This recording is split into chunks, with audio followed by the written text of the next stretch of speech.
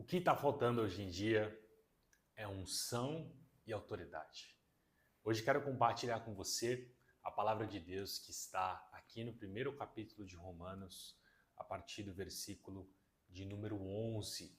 Estamos meditando aqui já há algum tempo sobre a carta de Romanos e hoje quero trazer para você essa ilustração do que Paulo está nos dizendo.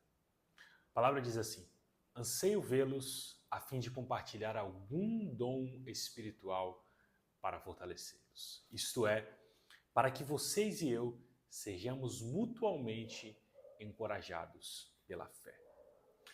Paulo aqui, ele tinha consciência do serviço que ele estava prestando a Deus. Como falamos anteriormente, esse homem tinha uma vida de oração, as suas decisões eram pautadas naquilo que Deus queria para a vida dele, e toda vez que ele ia tomar uma decisão, ele estava consciente de que aquilo deveria estar de acordo com a vontade do Senhor. Ele não caminhava segundo o seu próprio desejo, segundo a sua própria decisão. E quando Deus não dava uma orientação clara sobre a decisão que ele precisava ir, ou a decisão que ele precisava tomar, ele caminhava sempre com os ouvidos atentos àquilo que o Espírito Santo estava dizendo. E aqui ele desejava ir a Roma, mas ele tinha um propósito específico. Ele queria ir lá e compartilhar com os irmãos o seu dom, a fim de fortalecê-los ou encorajá-los, ou confirmá-los, como diz em outras traduções.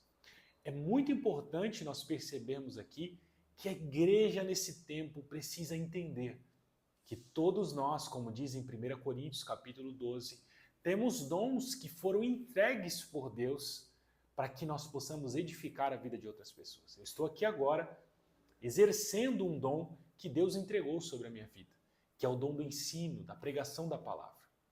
E a pergunta que nós devemos fazer é: para qual motivo nós queremos alguns dons da parte de Deus? Para que nós queremos receber ministérios ou até mesmo dons espirituais como de cura, maravilhas, o dom de falar em línguas e interpretar, se esses dons não têm sido utilizados para a edificação da igreja?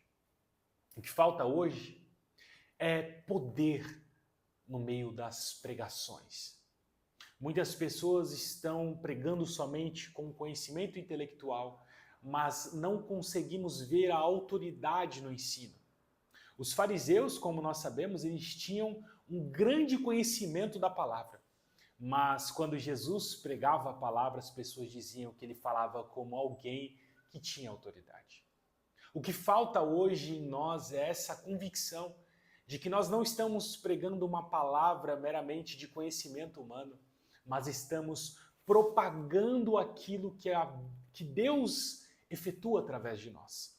É o Espírito Santo de Deus que atua através das nossas bocas e das nossas vidas. É por causa dele que nós agimos, existimos e nos movemos. Eu quero ler com vocês o que Paulo disse escrevendo aos Coríntios no capítulo 2 da sua primeira carta, no versículo de número 4. A minha mensagem e a minha pregação não consistiram em palavras persuasivas de sabedoria, mas em demonstração do poder do Espírito, para que a fé que vocês têm não se fundamentasse na sabedoria humana, mas no poder de Deus. Paulo queria ir a Roma e ele ia em cada uma das igrejas que ele iniciou para compartilhar com os irmãos os seus dons, e isso em poder do Espírito.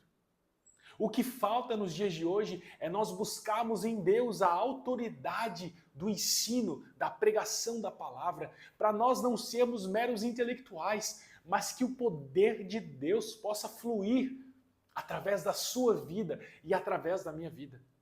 Nós fomos chamados e capacitados pelo Espírito Santo para pregar essa palavra em poder.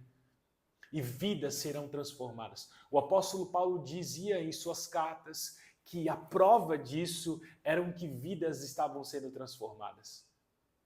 A maior prova é quando nós pregamos a palavra e uma vida se rende a Jesus, uma vida é transformada por Jesus. Não há como haver transformação em corações se não for a palavra. verdadeiramente pregada no poder do Espírito Santo. Se não for a atuação do Espírito, seremos como sinos que somente ressoam, mas não têm profundidade alguma. 1 Tessalonicenses, capítulo de número 1, versículo de número 5, diz o seguinte: porque o nosso evangelho não chegou a vocês somente em palavra, mas em poder, no Espírito Santo e em plena convicção. Vocês sabem como procedemos entre vocês em seu favor. O apóstolo Paulo tinha consciência de que ele iria visitar os romanos e iria compartilhar com eles o poder de Deus que atuava através deles. A pergunta que se faz hoje a você é: como que Deus tem usado a tua vida para abençoar e alcançar outros corações? E o último texto, e o mais importante, é de Lucas 24, versículo de número 49, que diz o seguinte: eu envio a vocês a promessa do meu Pai, mas fiquem na cidade até serem revestidos do poder do alto. Meus irmãos e minhas irmãs, o poder de Deus que atua em nós, ele veio por meio do Espírito Santo que habita dentro de nós. A palavra diz que do nosso interior fluiriam rios de águas vivas. O poder de Deus está dentro de você. E você precisa dar ouvidos ao que o Espírito Santo quer falar através de você. Ele atua por meio de nós, como diz João no capítulo de número 15. Nós somos árvores que foram ligados à videira verdadeira. E o Senhor Jesus está atuando por meio de nós, produzindo seus frutos através de nós que somos seus galhos. A essência do poder não está em nós, não está em nossa sabedoria, não está em nosso intelecto, não está em nossas habilidades, mas está em Deus, que usufrui de tudo aquilo que nós temos e somos para glorificar o seu nome, que é toda a honra, toda a glória, todo louvor, todo poder, toda a majestade, tudo seja para a glória de Deus, porque Ele é digno de receber tudo isso que nós fazemos, tudo pelo que nós movemos e todos os resultados que temos é do Senhor, é para glorificar o nome dele. Nós somos como a relva que aparece e logo logo murcha, mas a palavra diz que quem permanece no Senhor viverá com ele para sempre. Nunca nos separaremos do amor de Deus. E Deus quer usar a tua vida também para alcançar corações. A pergunta de hoje é: o que você tem feito? Como você tem caminhado no poder de Deus, acreditando que o Senhor te escolheu, ou temos sido somente meros intelectuais? Fica para sua reflexão. Que Deus te abençoe. Seja a resposta de Deus para essa geração.